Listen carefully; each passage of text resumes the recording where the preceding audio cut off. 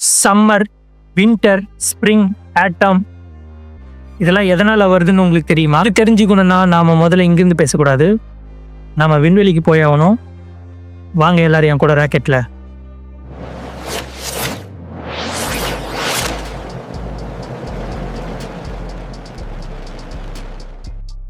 நிறைய பேர் பூமி சூரியனுக்கு பக்கத்தில் வரும்போது தான் கோடைக்காலம், அதே மாதிரியே பூமி சூரியனை விட்டு விலகி இருக்கிறப்ப குளிர்காலம் வருது அப்படின்னு நினச்சிக்கிறாங்க.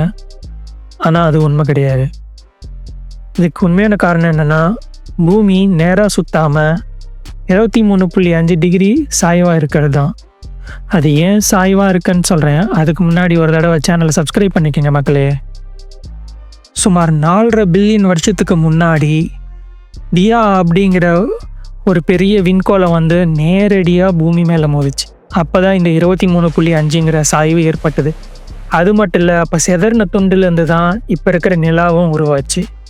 இந்த நிலா நம்ம லோக்கல் வெதரை இன்ஃப்ளூயன்ஸ் பண்ணுறதுலேயும் ஒரு முக்கிய பங்கு வகிக்குது.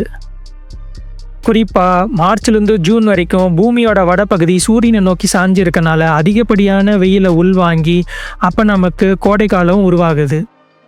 அதே மாதிரியே நவம்பர்லேருந்து பிப்ரவரி வரைக்கும் பூமியோட தென் துருவம் வந்து சூரியனை நோக்கி இருக்கனால நமக்கு குறைவான வெயிலே உள்வாங்கி அப்போ நமக்கு குளிர்காலம் ஏற்படுது.